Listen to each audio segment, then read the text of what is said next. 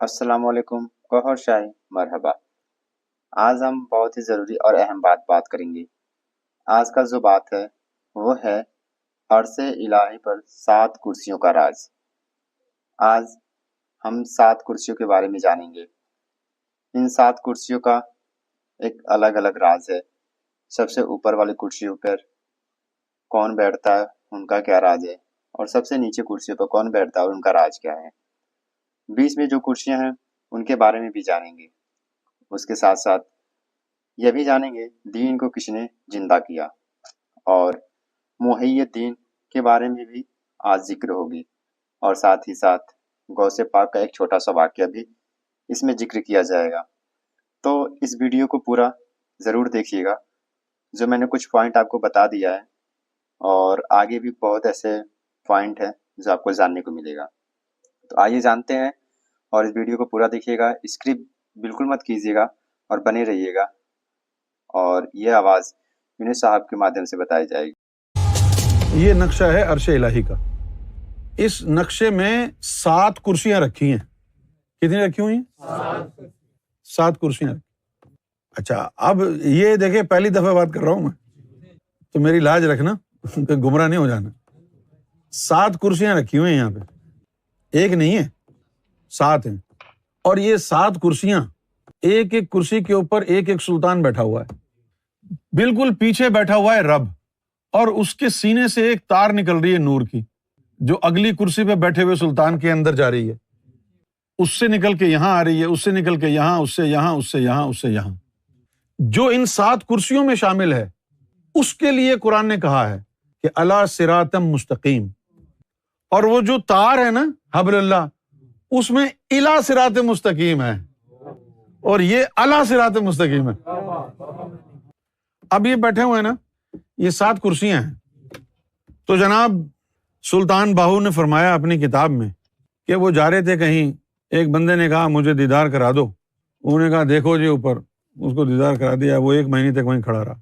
وہ کون سا دیدار تھا؟ وہ جو سلطان صاحب یہاں کرسی پہ بیٹھے تھے، اس طفل نوری کو دکھایا اس بندے کو، یہ دیدار تھا۔ اچھا جی، مزہ تو تب ہے کہ جب سلطان حق باہو یہ والی کرسی والا دکھائیں۔ میں بتاؤں، ربوبیت کا ایک راز ہے، وہ کھل جائے تو ربوبیت بیکار ہے۔ رسالت و نبوت کا راز ہے، وہ کھل جائے تو وہ بھی بیکار ہے۔ ولایت کا بھی راز ہے، وہ کھل جائے تو وہ بھی بیکار۔ فخر کا بھی ایک راز ہے، وہ کھل جائے تو وہ بھی بیکار۔ تو یہ وہی راز ہیں جو کھل رہے ہیں نا۔ اچھا، اب یہ جو لائن سے لگا کے بیٹھے ہوئے ہیں، تو اب زمین پر کوئی اہل نظر ہے، کوئی اہل ملکوت ہے، کوئی اہل جبروت ہے، فقیر ہیں، یہ پھرتے ہیں نا بہت بڑے بڑے فقیر۔ اب انہوں نے سجدے کیے، اور قلب کے ذریعے ان کے سجدے اوپر گئے۔ وہ سجدہ یہاں سے گیا نا، سجدہ پہنچا یہاں سے، آواز آتی ہے۔ اب وہ کھڑا ہے سجدہ یہاں پر، وہ سجدہ پہنچا یہاں پر رک گیا، تو ادھر سے آواز آتی ہے۔ یہ جو سب سے آگے والی کرسی والا ہے، یہ کہتا ہے جی یہ میرے لیے نہیں ہے، اس کو آگے پاس کر دیتا ہے۔ وہ کہتا ہے جی یہ میرے لیے بھی نہیں ہے، پھر آگے پاس کرتا ہے۔ اگر اس کے لیے ہو تو وہ کہتا ہے کہ ٹھیک ہے، نہیں تو وہ کہتے ہیں اور آگے جاؤ، اور یہ گھومتا رہتا ہے۔ جب حضور صلی اللہ علیہ وسلم کا دور تھا تو اس وقت حضور کی 2 سیٹیں تھیں، ایک تو اسی لائن میں اور ایک سب سے آگے۔ سب سے آگے کیوں تھی؟ کہ یہ میرا دور ہے، اب سارے سجدے ادھر آئیں گے۔ ہاں، اس کے بعد پھر جب دین چلا گیا، مر گیا، دین مر گیا نا۔ جب غوث پاک کا دور آیا تو وہ جنگل میں تھے، تو انہوں گٹھری رکھ کے جا رہے تھے، وہ بار بار گر رہی تھی، زمین نے قدم پکڑ لیا، آپ کے جانے نہیں دے رہی تھی زمین۔ تو بڑے پریشان ہوئے کہ یہ مجھ سے زیادہ طاقت کس میں آ گئی جو میرے پاؤں پکڑ لی۔ دیکھا ایک نیم مردہ حالت میں شخص سامنے پڑا ہوا ہے، اور وہ آپ کو نظر آیا، غوث پاک کو۔ تو آپ نے، غوث پاک نے کہا کہ بھائی تو کون ہے؟ تو اس نے کہا کہ بھائی میں آپ کے جد امجد محمد رسول اللہ کا دین اسلام ہوں، نیم مردہ ہوں، آپ مجھے اپنے طاقت سے کھڑا کر کے طاقت عطا کریں۔ غوث پاک نے ہاتھ بڑھایا اور اس کو کھڑا کیا، تو غیب سے آوازیں آئیں، محی الدین، محی الدین، یعنی دین کو زندہ کرنے والا۔ دین کو زندہ کیا۔ پھر ان کی جب شہنشاہیت قائم ہوئی تو اب ان کی 2 سیٹیں ہو گئی، ایک لائن میں ہی لگی رہی اور اب سامنے فرنٹ پر ان کی آ گئی۔ اور پھر کیا ہوا کہ اب جب فرنٹ پر آ گئی نا تو جو لوگوں کو دیدار ہوا، ولیوں کو جو دیدار ہوا وہ اسی کا دیدار ہوا نا۔ اسی لیے سلطان باؤ نے کہا تھا بغداد شہر دے میں ٹکڑے منگساں کرسا میرا میرا ہوں۔ بھائی تم تو سلطان الفقراء ہو، تم تو کہتے ہو کہ مجھے اللہ کہتے ہو تو بجا ہے، تو اب تم یہاں بغداد شہر کے ٹکڑے کیوں مانگ رہے ہو؟ اس لیے مانگ رہے ہو نا بغداد سے، یہ سلطان باؤ نے کہا بغداد شہر دے میں ٹکڑے منگساں کرسا میرا میرا ہوں۔ یہ سامنے کرسی اس کی ہوتی ہے، سمجھ گئے وہ بات؟ تو اس دن جو ہے جب میں نے کہا سرکار کی بارگاہ میں عرض کیا کہ میں تو آپ کو چاہتا ہوں، تو جواب نہیں دیا، خاموش رہے۔ تو اس کے دوسرے یا تیسرے دن بعد یہاں لے گئے، کہنے لگے میرے ساتھ رہ کے کیا کرو گے؟ تم ایسا کرو، میں تمہیں اچھی جگہ لایا ہوں، یہ دیکھو، یہاں رہنا پسند کرو گے؟ غور سے سننا۔ اب یہاں کھڑے ہو گئے، یہ دیکھیں یہ کرسی رکھی، یہاں کھڑے ہو گئے، یہاں رہنا پسند کرو گے؟ نہیں، پسند نہیں ہوئی، یہ کرسی ہٹا دی، منظر ہٹ گیا، اب پچھلے والا آ گیا عرش، یہاں نہیں، یہ بھی ہٹا دیا، یہاں نہیں، یہاں نہیں، یہاں نہیں، یہاں نہیں، یہاں نہیں، تو پھر کہاں جاؤ گے تم آپ؟ اچھا اب کیا ہوا؟ اب یہ جو چیزیں ہیں، یہ جب کہا نا ادھر کہ ولایت ختم ہو جائے گی امام مہدی کے آنے پر، تو پھر یہ سیٹ پورا کا پورا ہٹا دیا گیا۔ اب یقین کرو اللہ کی عزت کی قسم، یہ جو ہے اب ایک ہی کرسی رکھی ہے، ایک ہی کرسی ہے، کبھی اس کے اوپر الف لام میم ہوتا ہے، کبھی الف لام را ہوتا ہے، باقی اور کوئی نہیں ہے۔ اچھا اب کیا ہوا؟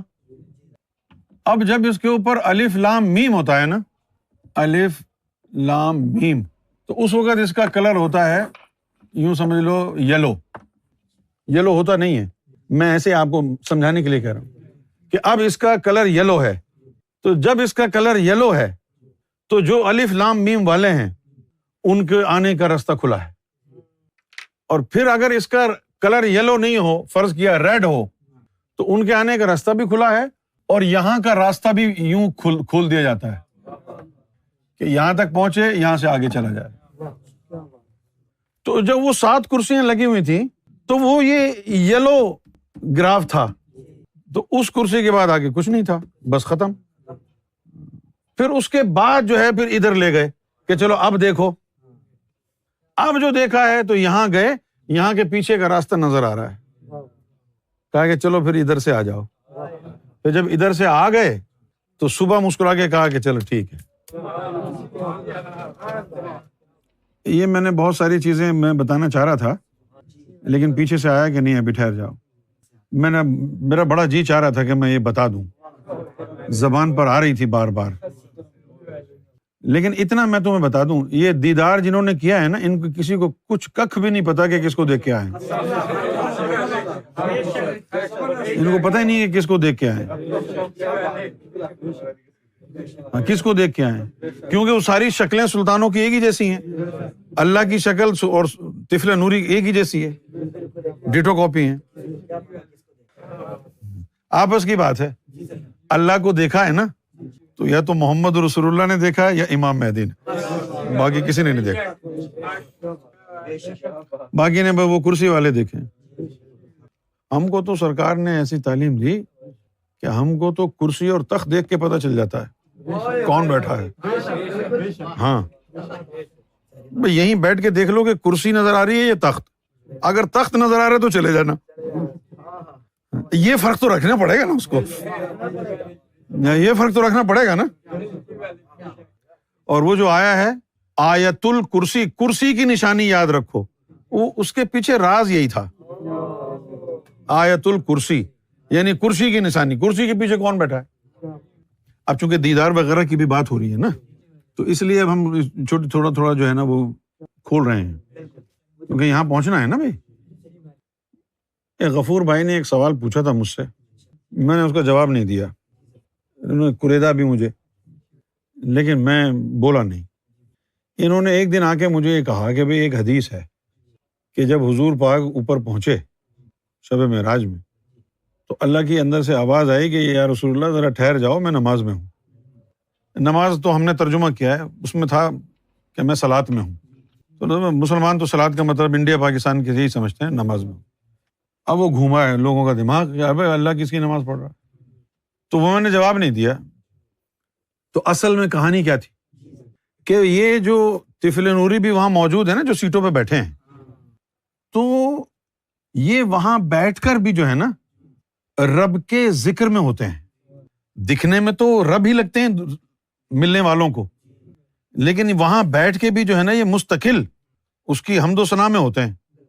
تو جب حضور صلی اللہ علیہ وسلم وہاں پہنچے ہیں تو یہ طفل نوری رب کا صلاۃ ذکر کر رہے تھے، رب کی صلاۃ میں تھے، یعنی وہ جو ذات قدیم ہے اللہ کی، اس کی صلاۃ میں اس کی تصویریں تھیں۔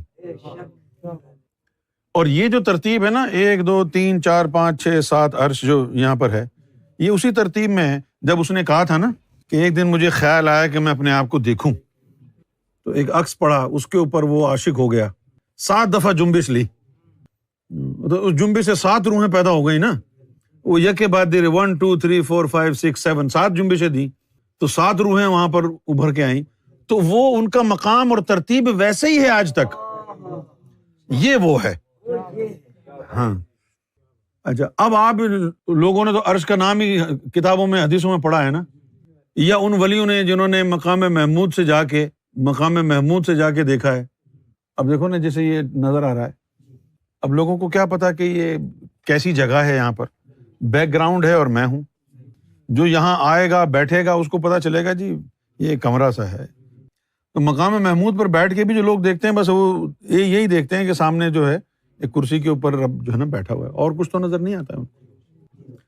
اب یہ 7 چیزیں وہاں پر ہیں، وہیں پر موجود ہیں، کسی کی دسترس پہلے عرش تک ہے، کسی کی دوسرے تک ہے، کسی کی تیسرے تک ہے۔ پھر کیا ہوا؟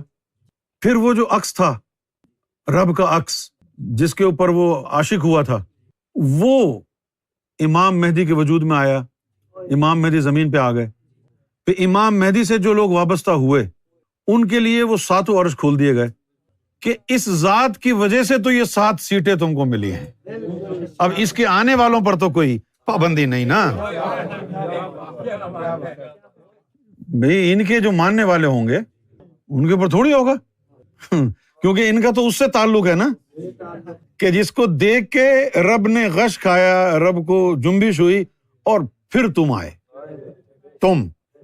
تم آئے، تم 7 کرسی لگا کے جو بیٹھے ہو، پھر تم آئے۔ ہم تو اس سے وابستہ ہیں، اگر ہم آ جائیں تو شکریہ ادا کیا کرو ہمارا، ورنہ ہم کو ادھر جانے کی ضرورت ہی کیا ہے بھائی، ادھر آنے کی ضرورت کیا ہے؟ اب اس عکس کو دیکھ کے اگر وہ گھوم گیا اور وہ عکس زمین پر آیا، جس نے اس کو دیکھ لیا اب اس کا کیا ہوگا؟ اگر ابھی بھی اس کو یہ دین وین یاد رہ جائیں تو پھر اس کا مطلب ہے کہ وہ اندھا ہے بھائی۔ اس کے حسن کا یہ عالم ہے کہ رب نے اس کو دیکھا تو خوب جنبشیں کھائیں، 7 جنبشیں لی، پتہ نہیں کیسے لی ہوں گی جنبشیں، کیا کیف اور سرور، کیا مستی کا عالم ہوگا۔ وہ ولیوں کو تو لال شہباز قلندر کی مستی نہیں بھولتی، اللہ کی مستی کا عالم کیا ہوگا؟ اللہ کی مستی کیسی ہوگی؟ اللہ کی بھی تو مستی ہوگی نا۔ اچھا آپ مجھے بتاؤ نا کہ جس حسن کو دیکھ کے اللہ مست ہو گیا، اب وہ زمین پہ آ گیا اور کسی کو اس ذات نے اپنا ایک رخ دکھا دیا، اب وہ کسی کام کا رہا کیا؟ کسی کام کا نہیں رہا، پھر وہ اسی کی ذات میں گم رہا، اس عکس کے ہی یعنی خاطر و تواضع میں رہا، اسی کی پرستش، اسی کی بندگی میں رہا۔ اس کے بعد کیا ہوا کہ وہ غیبی جلوے آ گئے، جو غیبی جلوے آئے اور ان کا نظارہ دیکھا تو یہاں سے بے خبر ہو گیا۔ بے خبر کا مطلب یہ ہوتا ہے کہ دیکھو بھائی، آپ پہاڑ سے لٹکے ہوئے، ایک رسی سے آپ کو باندھا ہوا ہے، تو رسی سے جس سے باندھا ہوا ہے اس کی وجہ سے آپ وہاں پر محفوظ ہیں، پھر دوسری رسی سے باندھ دیا، وہ رسی کاٹ دی، تو جس رسی سے باندھا ہے اسی سے لٹکے رہیں گے آپ۔ تو پہلے اس عکس سے بندھے ہوئے تھے، اب جب دوسری جلوہ آیا ہے تو اس نے اپنی آغوش میں لے لیا، اس سے زیادہ مضبوط ہے ہی نہیں وہ عکس، اس سے زیادہ طاقتور تھوڑی ہے، تو پھر وہ غیبی جلوے آ گئے۔ میں بس ایک لفظ کہنا چاہتا ہوں، یہ جو ہم نے کہا ہے نا کہ دیدار الہی کی تیار کر رہے ہیں، اس کو کوئی بہت بڑی چیز نہیں سمجھنا۔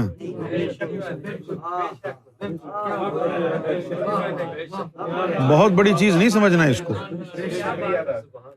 اگر پبلک میں کہا ہے کہ بھئی ایسا کرائیں گے تو آپ سمجھ جاؤ کتنی اہم چیز ہے وہ،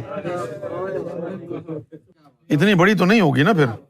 ہاں بڑی ہوگی، لیکن وہ زمانے چلے گئے، اب یہ داتا اور خواجہ کا نہیں، گوہر شاہی کا دور ہے۔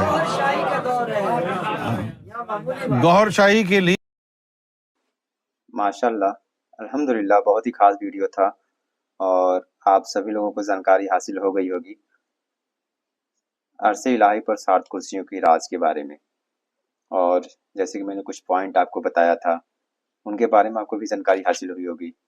امید ہے اس ویڈیو میں آپ کو جو بھی بتایا گیا ہوگا اچھے سے سمجھ میں آیا ہوگا، اور امید ہے کہ آپ لوگوں کو شیئر کریں گے اور لوگوں کو بتائیں گے آپ، اور چینل کو سبسکرائب کرنا، لائک، شیئر کرنا بالکل مت بھولیے گا۔